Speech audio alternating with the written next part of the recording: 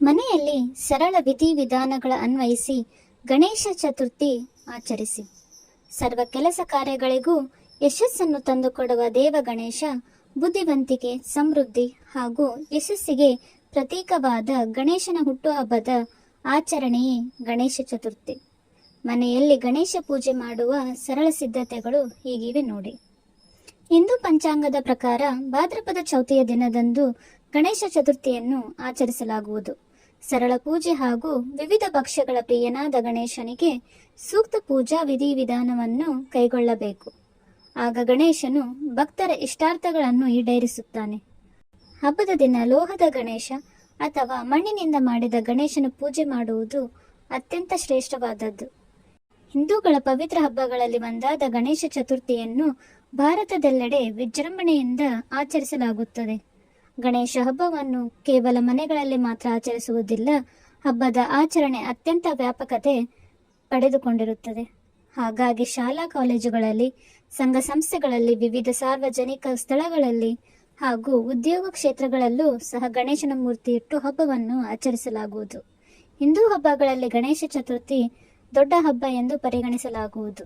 ಗಣೇಶನಿಗೆ ಇಷ್ಟವಾಗುವ ಮೋದಕ, ಕಡಬು, ಪಂಚಕಜ್ಜಾಯ, ಪಾಯಸ, ಚಕ್ಕುಲಿ, ಉಂಡೆ ಸೇರಿದಂತೆ ವಿವಿಧ ಭಕ್ಷ್ಯಗಳನ್ನು ತಯಾರಿಸಿ ನೈವೇದ್ಯಕ್ಕೆ ಇಡಲಾಗುತ್ತದೆ. ಪುರಾತನ ಕಾಲದಿಂದಲೂ ಪ್ರತಿಯೊಬ್ಬ ಹಬ್ಬ ಹರಿದಿನಗಳನ್ನು ಅತ್ಯಂತ ಸಾಂಪ್ರದಾಯಿಕ ವಿಧಿವಿಧಾನಗಳ ಮೂಲಕ ಆಚರಿಸಿಕೊಂಡು ಬರಲಾಗುತ್ತಿದೆ. ಅಂತೆಯೇ ಗಣೇಶ ಚತುರ್ಥಿಯೂ ಸಹ ವಿವಿಧ ಆಚರಣೆಗಳಿಂದ ಕೂಡಿದೆ. ಗಣೇಶ ಚತುರ್ಥಿಯು ಹಿಂದಿನ ದಿನವನ್ನು ಗೌರಿ ಚೌತಿ ಎಂದು, ಗಣೇಶ ಚತುರ್ಥಿಯ ನಂತರ ದಿನವನ್ನು ಇಲಿ ಪಂಚಮಿಯ ದಿನವೆಂದು ಆಚರಿಸಲಾಗುತ್ತದೆ. ಗಣೇಶ ಚತುರ್ಥಿಯನ್ನು ಸಾಮಾನ್ಯವಾಗಿ 11 ದಿನಗಳ ಆಚರಣೆಯನ್ನು ಒಳಗೊಂಡಿದೆ. ಬಹುತೇಕ ಜನರು ಗೌರಿ ಚೌತಿ, ಗಣೇಶ ಚತುರ್ಥಿ ಹಾಗೂ ಇಲಿ ಪಂಚಮಿಯ ದಿನವನ್ನು ವಿಶೇಷ ಆಚರಣೆಯ ಮೂಲಕ ಪೂಜೆಯನ್ನು ಮಾಡುತ್ತಾರೆ.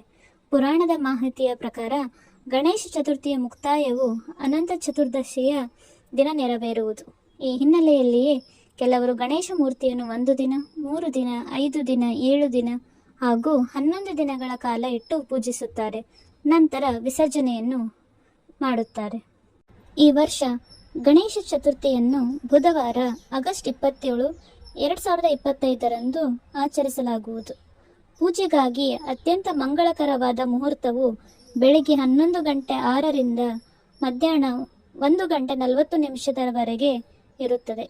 ಗಣೇಶ ಚತುರ್ಥಿ ದಿನಾಂಕ ಆಗಸ್ಟ್ 27, 2025 ಬುಧವಾರ.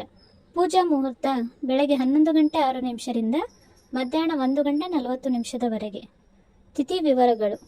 ಚತುರ್ಥಿ ತಿಥಿಯು ಆಗಸ್ಟ್ 26, 2025ರಂದು ಮಧ್ಯಾಹ್ನ 1:54ಕ್ಕೆ ಪ್ರಾರಂಭವಾಗಿ ಆಗಸ್ಟ್ 27, 2025ರಂದು ಮಧ್ಯಾಹ್ನ 3:44ಕ್ಕೆ ಕೊನೆಗೊಳ್ಳುತ್ತದೆ. ಸಂಪ್ರದಾಯದ ಪ್ರಕಾರ ಉದಯ ತಿಥಿಯ ಆಧಾರದ ಮೇಲೆ ಹಬ್ಬವನ್ನು ಆಚರಿಸಲಾಗುತ್ತದೆ. ಆದ್ದರಿಂದ ಆಗಸ್ಟ್ 27ರಂದು ಆಚರಿಸಲಾಗುತ್ತದೆ.